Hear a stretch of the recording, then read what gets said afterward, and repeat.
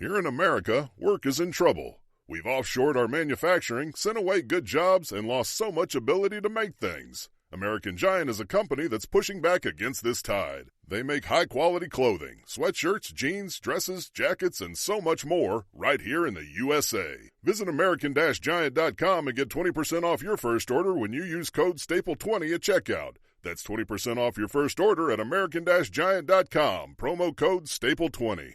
WABC New York and 107.1 WLIR Hampton Bays.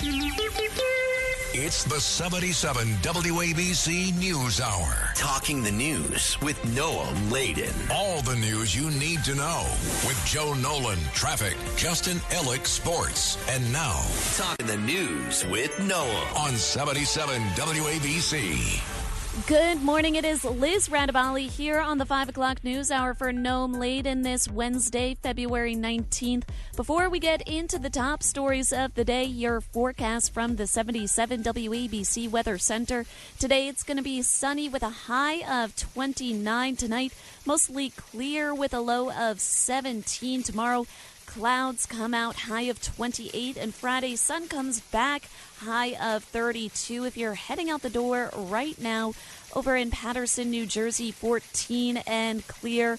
Out on Long Island, 16 and clear in Oyster Bay. And up in Mount Vernon, it's 17 and clear. And right now, outside our Midtown studios, currently 18 and clear. The top 5 at 5. Starting off with your top 5 stories of today, turmoil at City Hall continues following a meeting on the fate of Mayor Eric Adams. The United States and Russia have wrapped up the first round of peace talks on the war in Ukraine. We are learning more about the Toronto plane crash. Pope Francis has been diagnosed with double pneumonia. Finally, rapper A$AP Rocky has been found not guilty. First up, Mayor Eric Adams still under fire after the Department of Justice moved to dismiss federal corruption charges against him. That was tied to bribes, alleged bribes he took from Turkey and straw donors.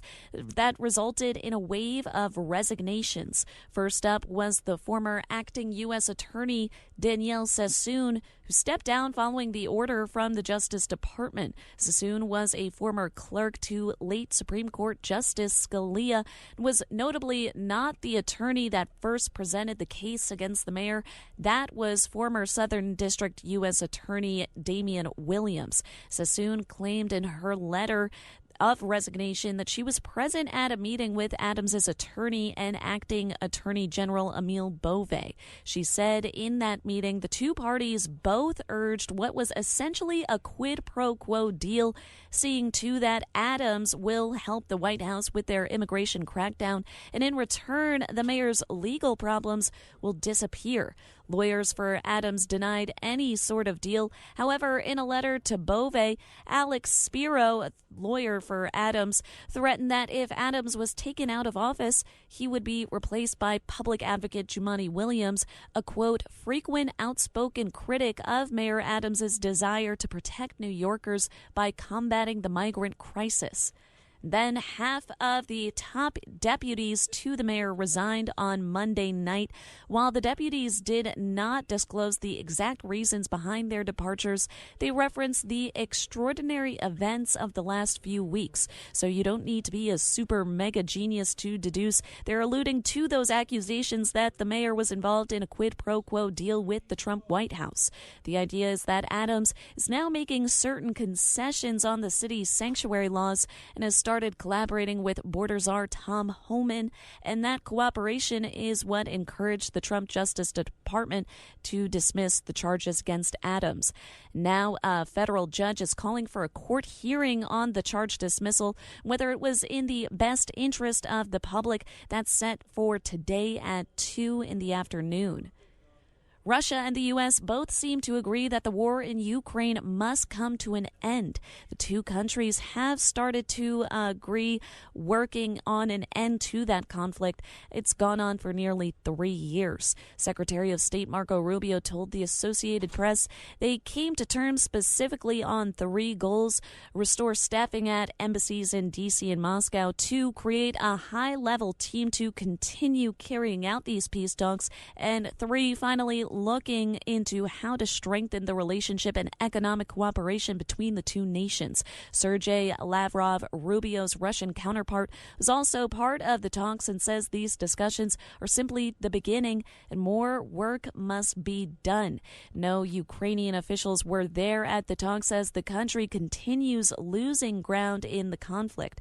Ukrainian President Volodymyr Zelensky said his country would not accept any outcome from the talks since Kyiv did not take part and he postponed his own trip to the kingdom that was scheduled for today. European leaders also expressing concern that they are watching from the sidelines and not directly involved in these negotiations. Canadian safety officials sharing what they know about the plane crash that happened on Monday when a Delta Airlines flight flipped upside down and caught fire at a Toronto Pearson International Airport. They've already removed the cockpit voice recorder and flight data recorder from the plane. Investigators have yet to determine a reason for the crash. No passengers were killed, but earlier yesterday, Delta said 2 remained hospitalized after 21 passengers in total were taken to the hospital. No injuries were life-threatening, that's according to officials. And actually quite stunning if you've seen videos. People leaving the plane, some folks even grab their carry-on luggage from the overheads.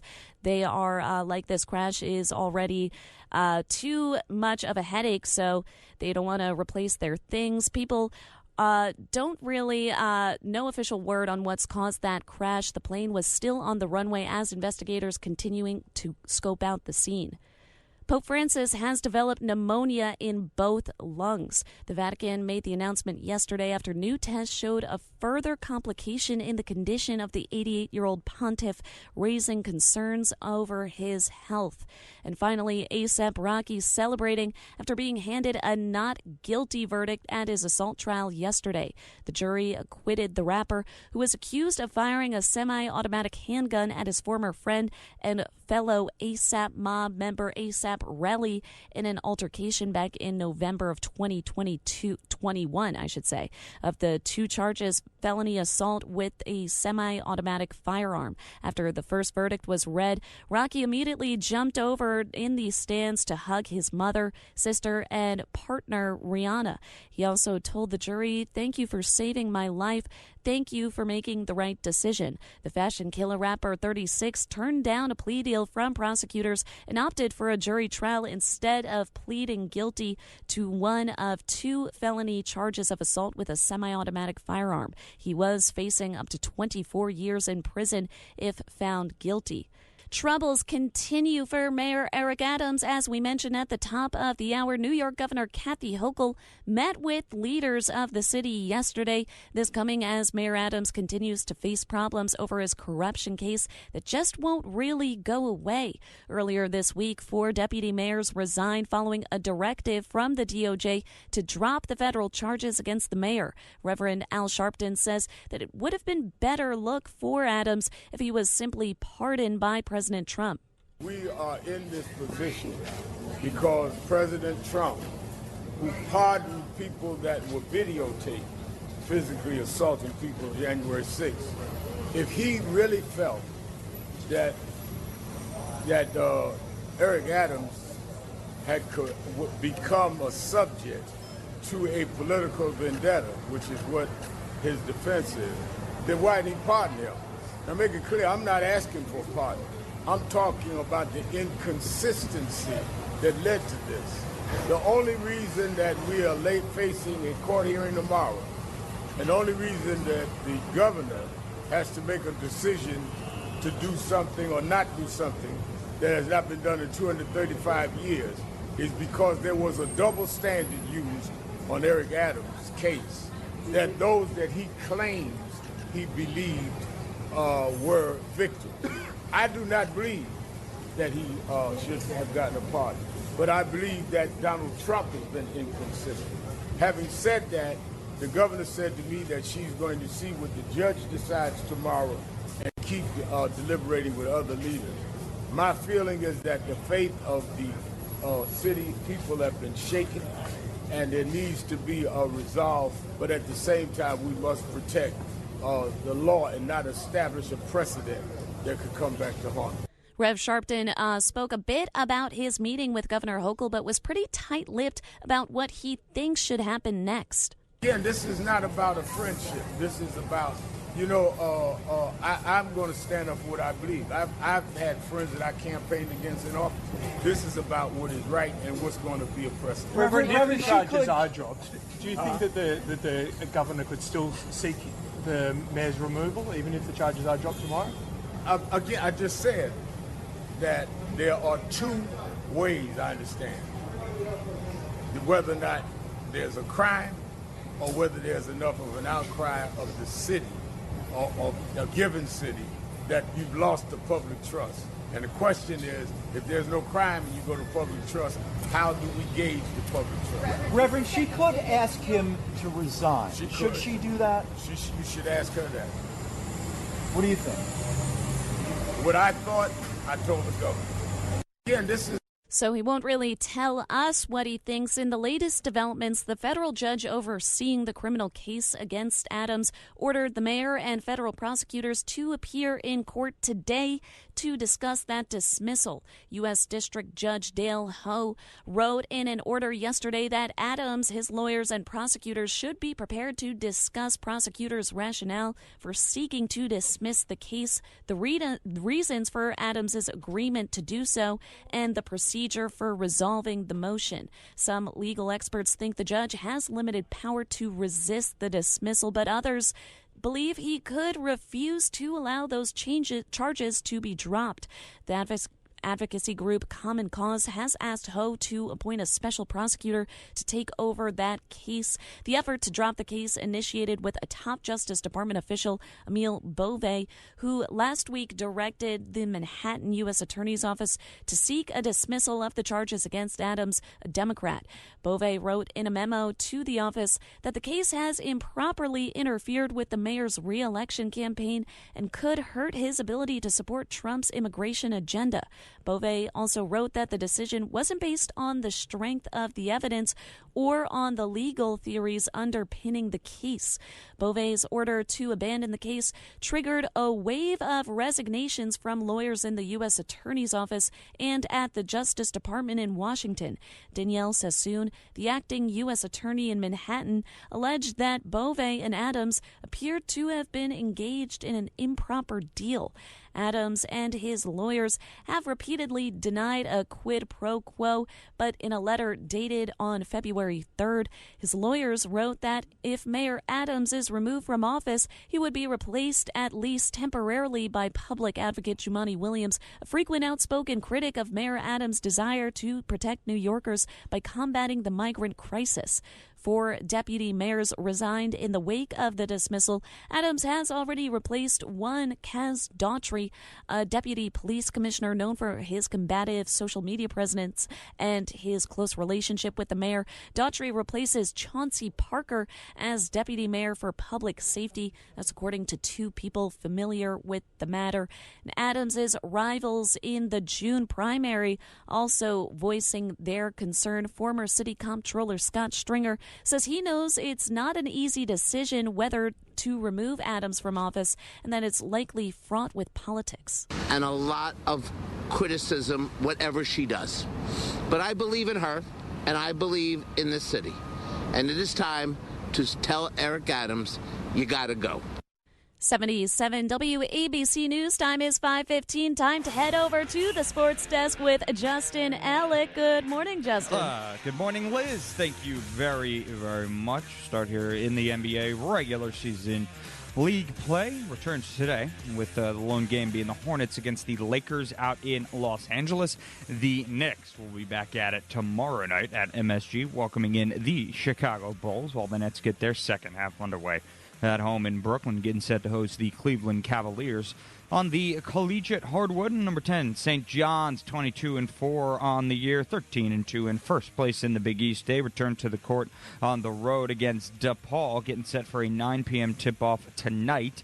The Red Storm are 13-2 in Big East play. St. John's leads the Big East with 11.9 offensive rebounds per game over their last 10 games. They are 9-1, averaging 72.3 points, 34.6 rebounds, 15.1 assists, 8.6 steals, and 4.4 blocks per game, while shooting 41.7% from the field. Their opponents have averaged 62.7 points. In ice hockey and the NHL, we're still looking ahead to tomorrow night's Canada versus USA Four Nations Face-Off Championship game. 8 p.m. action will be coming to you from Boston's TD Garden. Out of the world of baseball, stars around the league are now settled into their respective spring training camps. All MLB teams have gotten their first full squad workouts underway, and we're looking ahead to the start of spring training games tomorrow afternoon. The Yankees get going with game action on Friday afternoon against the Rays before the Mets get going on Saturday against the Astros. That's your sports, Liz, and I'm Justin Ellick on 77 WABC. Yesterday, President Donald Trump held a press conference from his residence at Mar-a-Lago. He covered a wide range of topics. One that was a big talking point in recent days, the Russia-Ukraine war. Trump answered whether Ukraine should hold elections. We haven't had elections in Ukraine. Well, we have martial law, or essentially martial law in Ukraine. We're the leader in Ukraine. I mean, I hate to say it, but he's down at 4% approval rating. And where a country has been blown to smithereens. You got most of the cities are laying on their sides. The buildings are collapsed. It looks like a massive demolition site. So many of the cities. I mean, they haven't done it in Kiev because I guess they don't want to shoot too many rockets in there. They've done it 20%, but they haven't done it 100%. If they wanted to do it 100%, it would probably happen very quickly. But you have cities that are absolutely decimated. And, yeah, I would say that, when they want a seat at the table, you could say wouldn't the people of Ukraine have to say, it's been a long time since we've had an election. That's not a Russia thing. That's something coming from me and coming from many other countries also. He also said that if Ukraine wanted to be involved in peace talks, they should have done more in the past few years. Well, I think I'm really disappointed in what's happened. I've been watching this for 3 years. It's a war that would have never happened if I was president. And I've been watching these people being killed at levels that you've rarely seen, not even close, since the Second World War. And I'm very disappointed. I hear that, they're upset about not having a seat. Well, they've had a seat for 3 years and a long time before that. This could have been settled very easily. Just a half-baked negotiator could have settled this years ago without the loss of much land, very little land, without the loss of any lives, and without the loss of cities that are just laying on their sides. You have those magnificent golden domes that are shattered, will never be replaced. You can't replace them. 1,000-year-old domes that are so beautiful, you can't replace that. The whole civilization has changed because of what. So when they're worried about not being seated, you mean somebody that should have gone in and made a deal a long time ago. No Ukrainian officials were at the talks in Saudi Arabia as the country continues losing ground in the conflict. Ukrainian President Zelensky said his country won't accept any outcome from the talks since they weren't a part of the negotiations. He also postponed his own trip to Kyiv scheduled today. European leaders also expressing concern that they are not directly involved. President Trump dismissed those frustrations, saying Ukraine has had 3 years to end the war, going as far to say they should have never started it. Ties between Russia and the U.S. have been strained in recent years, especially after the annexation of Crimea from Ukraine in 2014, and of course got worse as the full-blown invasion began in 2022. And some historians would argue it goes even further back, but now the two countries looking to turn a new leaf. Rubio said yesterday that ending the war would unlock the door for incredible opportunities to partner with the Russians on issues of common interest that, quote, hopefully will be good for the world and also improve our relations in the long term. The talks in Saudi Arabia with Rubio expected to lead to a meeting with Trump and Putin. No date has been set yet. However, National Security Advisor Michael Waltz says he expects it could happen in the next few weeks. Trump from Mar-a-Lago also talked about the Associated Press being kicked out of the press room. Well, I do think that some of the phrases that they want to use are ridiculous, and I think, frankly, they become obsolete, especially in the last 3 weeks, because many things have happened in the last 3 weeks. And I didn't know about that, but I would say that if they want to use certain phrases like that, and I guess some are okay, but many aren't, but the Associated Press just refuses to go with what the law is and what is taking place. It's called the Gulf of America now. It's not called the Gulf of Mexico any longer. I have the right to do it, just like we have the right to do Mount McKinley, and nobody's even challenging that. But only the essentially, it's primarily the Associated Press, and I don't know what they're doing, but I just say that we're going to keep them out until such time as they agree that it's the Gulf of America. We're very proud of this country, and we want it to be the Gulf of America. Two journalists from AP were denied entrance to Mar-a-Lago yesterday. They watched a live television feed of Trump's remarks and were unable to ask any questions. Shortly after taking office, Trump renamed the international body of water which borders the United States and Mexico, among other countries. While the AP has framed the dispute as a First Amendment issue, Trump's team says access to its events, most of which are funded by tax dollars, is a privilege extended by invitation, and that while the AP is still permitted on White House grounds, no longer has the right to be part of pools that cover events where space is limited.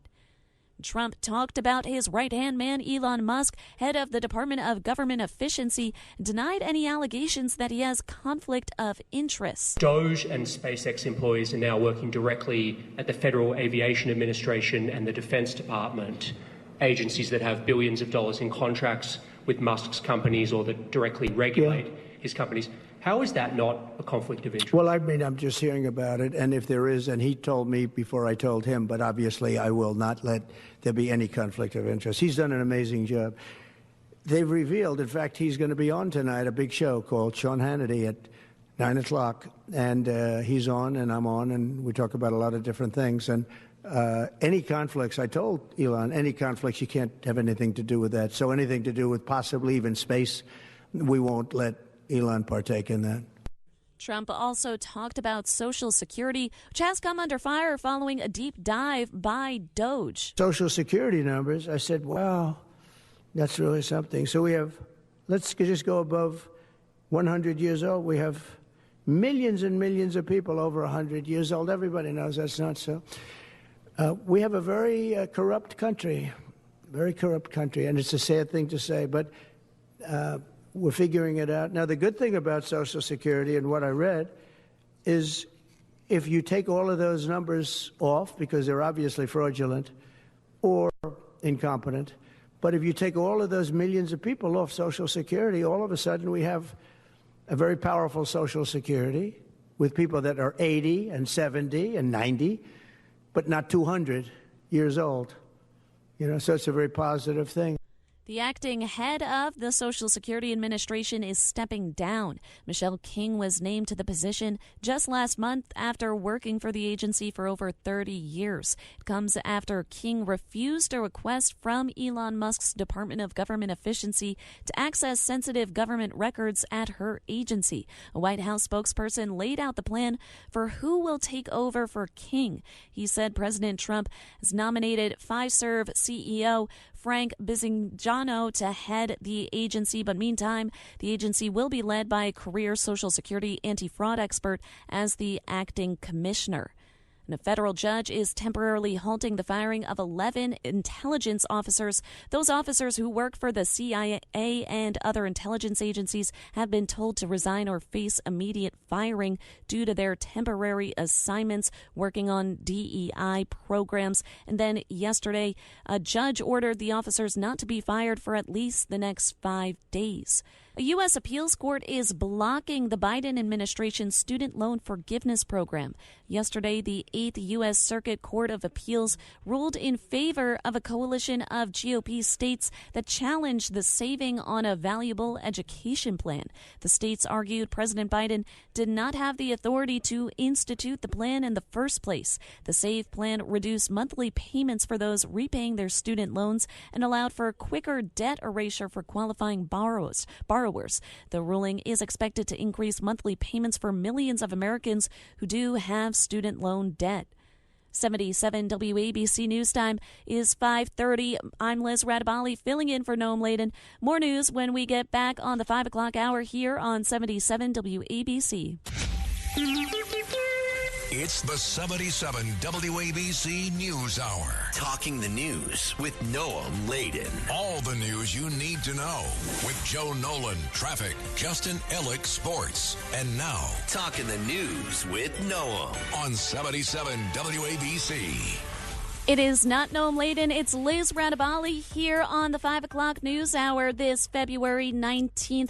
Good morning, and before we dive back into the headlines, your forecast from the 77 WABC Weather Center. Today it's going to be sunny, high of 29. Tonight and overnight, mostly clear, some clouds, low of 17. And tomorrow, partly cloudy, high of 28. And Friday, sun comes back, high of 32. If you're heading out the door right now over in Paterson, New Jersey, 15 and clear.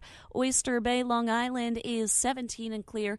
And up in Mount Vernon, 17 and clear there as well, and 18 and clear outside our Midtown studios.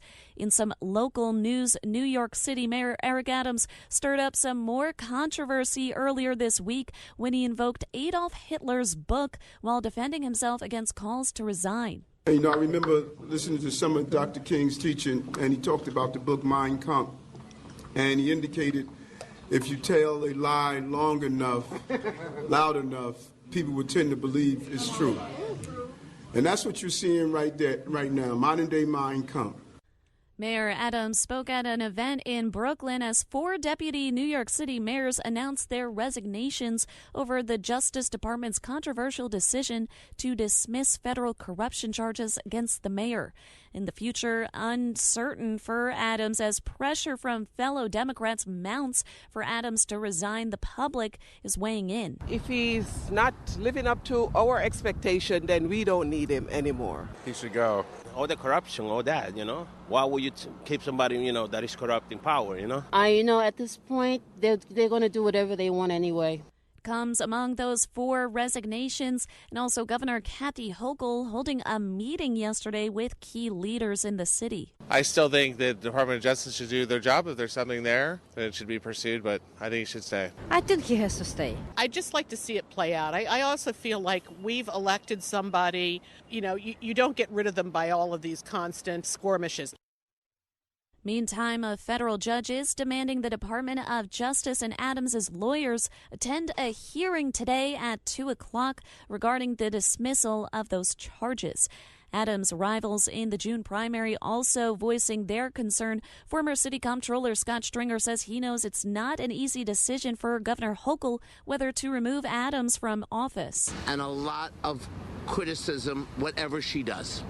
But I believe in her, and I believe in this city. And it is time to tell Eric Adams, you got to go. Current City Comptroller Brad Lander questions how the city can function with Adams at the top. What New Yorkers need to know is how is the city going to guarantee a continuity of the operations and services that they rely on. Brad Lander, the city comptroller who's also running for mayor, said at a news conference that he wanted Adams to resign and allow the interim mayor to leave in place the 4 deputy mayors who have said that they're resigning.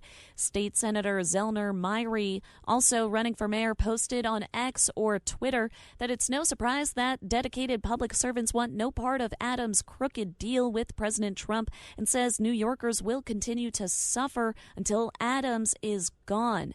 And once again, City Comptroller Brad Lander has threatened to convene a committee to remove Adams on the basis of his inability to govern unless the mayor quickly released a detailed contingency plan outlining how he would manage the city.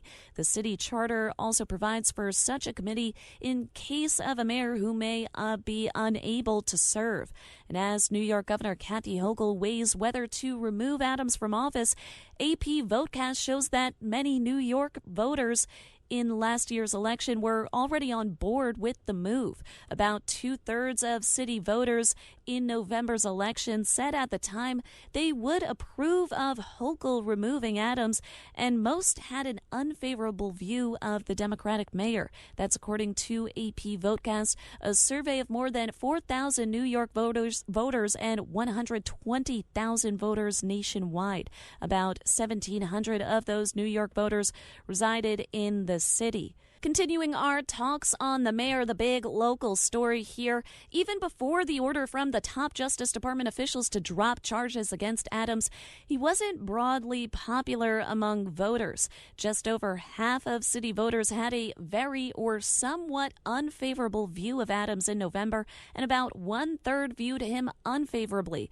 About 1 in 10 New York City voters said they did not know enough about Adams to have an opinion.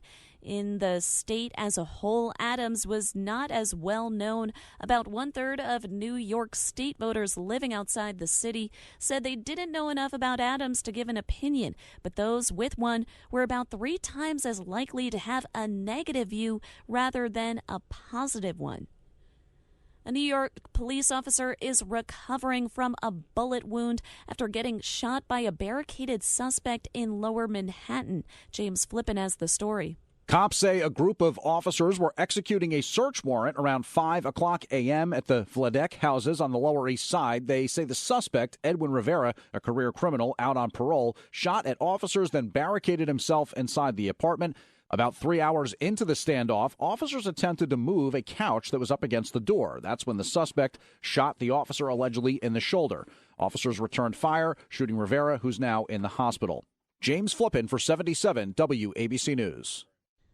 An apparent squatter is dead following a fire in Brooklyn. FDNY Deputy Assistant Chief David Sims says the fire tore through an abandoned home on 67th Street in Dyker Heights yesterday morning. Upon arrival, units found a heavy body of fire in a sealed building. There was a delay in getting water on the fire due to the fact that the building was cinder blocked up. FDNY Deputy Assistant Chief Sims describes how they found the victim. Upon searches, we found an approximately 40-year-old female in the alleyway in the rear. She was deceased. Remarkably, Sims says this is not the first time they've responded to a fire at this home. There were previous fires in this building, 5 previous fires in the last 2 years. The cold also made the fire tough to fight. The body of a 40-year-old woman was found in an alleyway behind the building. Sims says she was squatting in a shanty that she had built in the alley, as well as the basement. He adds that they've been responding to 5 fires at this building in the past 2 years. The house has been deemed unstable. An investigation continues into how exactly the flames started. New York's Attorney General is condemning cuts to the World Trade Center health program. Letitia James is calling the reported 20% staff cuts reckless and cruel and says it'll undermine efforts to help patients. The WTC Health Program provides medical treatment for 132,000 first responders, survivors, and others who lived in or worked in Lower Manhattan when terrorists flew jets into the Twin Towers on 9/11. James says that many made heroic sacrifices to save others during the attack and are impacted by lifelong health issues. She calls the cuts unacceptable and says they must be reversed. A New Jersey pet store employee is in the hospital with serious injuries after she was shot in the face with a crossbow. The Bergen County Prosecutor's Office is investigating the incident as an attempted homicide. A woman was shot Monday night. The victim, identified by the business's Instagram as Katarina, is expected to survive. The suspect fled the scene before cops arrived. It's unclear whether the two knew each other. The store specializes in hand-raised exotic birds and was coincidentally where a 7,000 African gray parrot was stolen from just a few weeks ago. The bird was later returned after someone bought the parrot and called in a tip. Brian Landry's parents are slamming the Gabby Petito Netflix docuseries as full of inaccuracies. The lawyer complained to TMZ and the U.S. Sun that the American murder Gabby Petito is told through just one lens, that of the Petito family. However, the film's producers say Landry's parents refused to participate. Gabby, who was from Suffolk County, New York, was on a cross-country trip with her boyfriend, Brian Landry, when she went missing in August of 2021.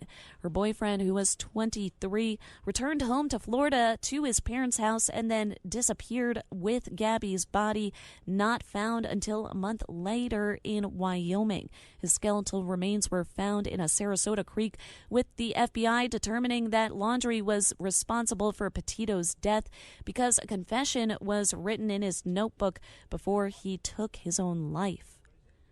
A woman struck in a hit and run on Friday night in Westbury is urging the driver to turn himself in. It felt like whoosh, like somebody just came up from behind you and you went flying. Jane Alterman speaking with NBC4 New York. Between surgeries for a broken leg and broken wrist, the 63-year-old said the truck hit her as she walked up a parking lot roadway after attending a concert at Westbury Music Fair. She gives tennis lessons to about 100 children and has been told she'll be out of commission for months. Nassau County Police looking for a gray Dodge Ram, asking for the public to help them find the driver.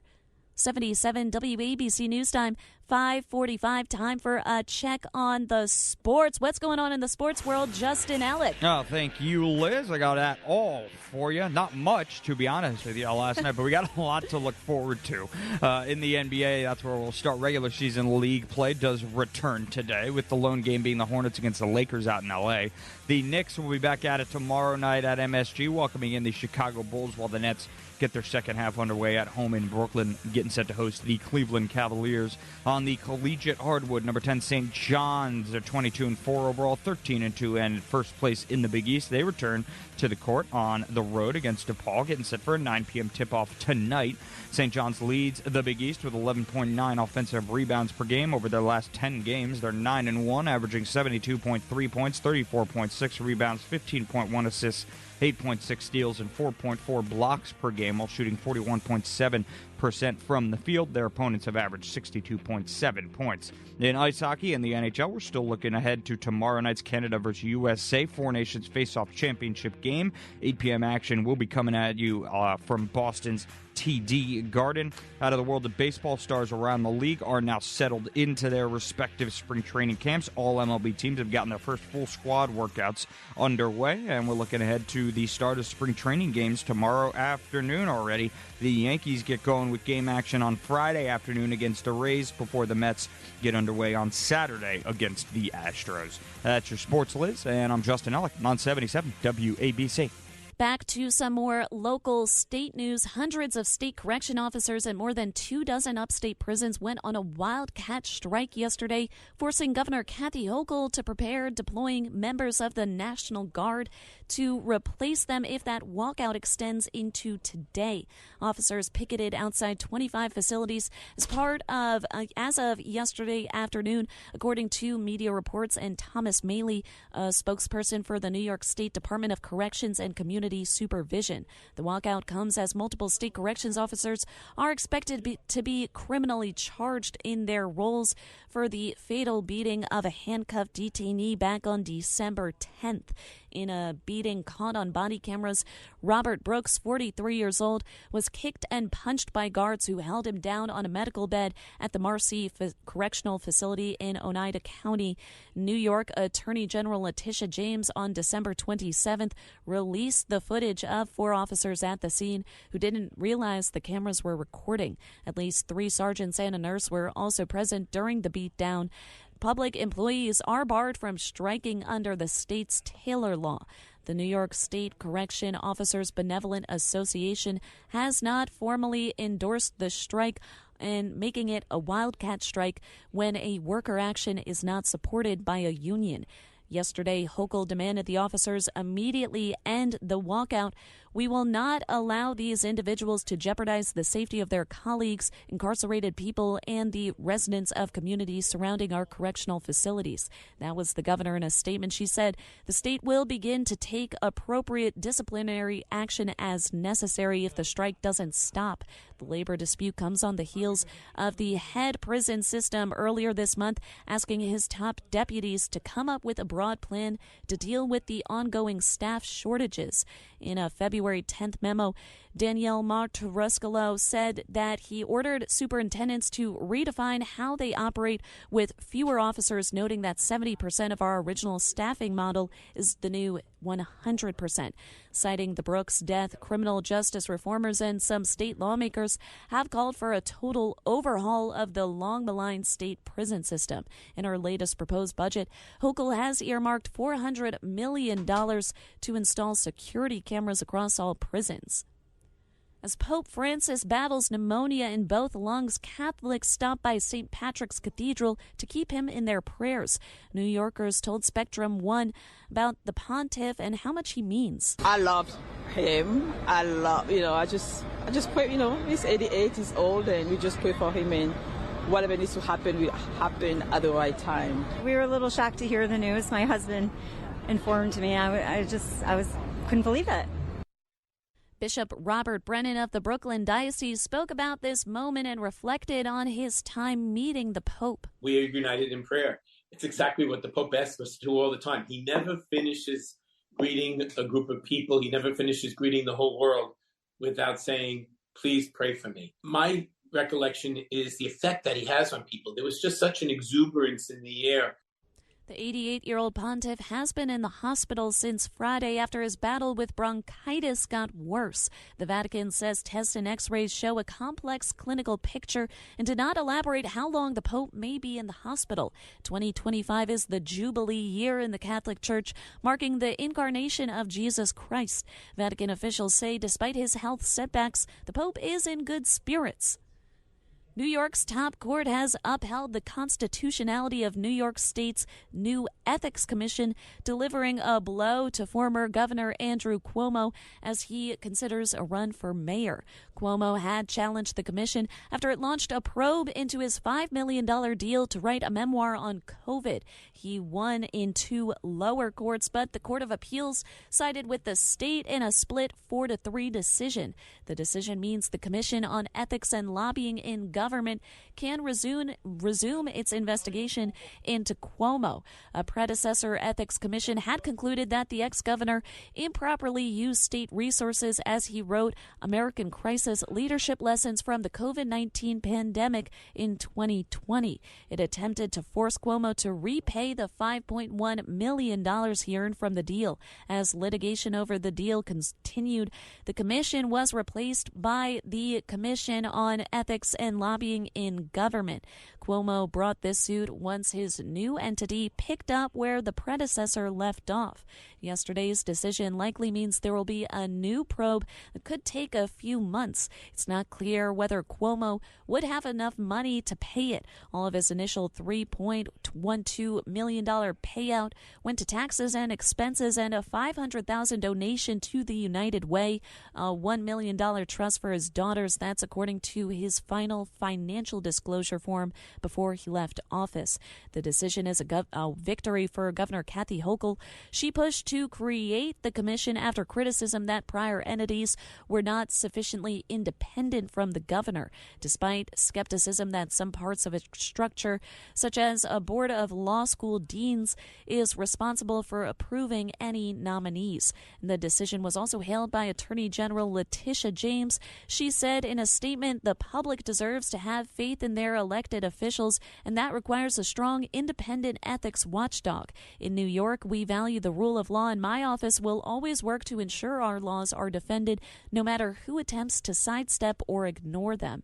And a spokesperson for Cuomo not as satisfied in a statement saying this split ruling is a complete reversal from the unanimous opinion of 6 judges sitting on 2 levels of our court system. He said, we intend to file for reconsideration, as is our right, but it is disturbing that any judge of New York's highest court would countenance flagrant violations of the Constitution when it conflicts with what is most convenient to the political class. Being single in the city isn't just emotionally expensive, it's financially draining too. A new study has found that renters who live alone are paying a staggering $20,000 more per year than those who split a home with a partner or roommate, making the so-called singles tax in New York nearly 3 times the national average. The study by the real estate listing site StreetEasy and its parent company Zillow shows that the $40,000 annual rent for people living on their own in New York City is reflective of a 24% increase in rents across the city in the past 5 years. That includes a 22% jump in the median rent for one-bedroom units from $2,746 a month, or around $32,000 a year, to $3,350 a month.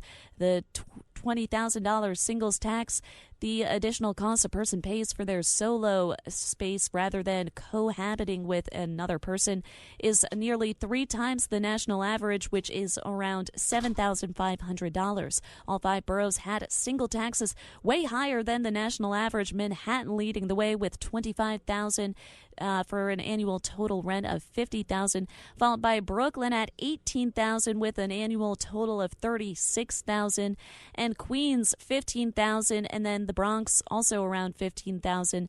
Staten Island the lowest at $11,000.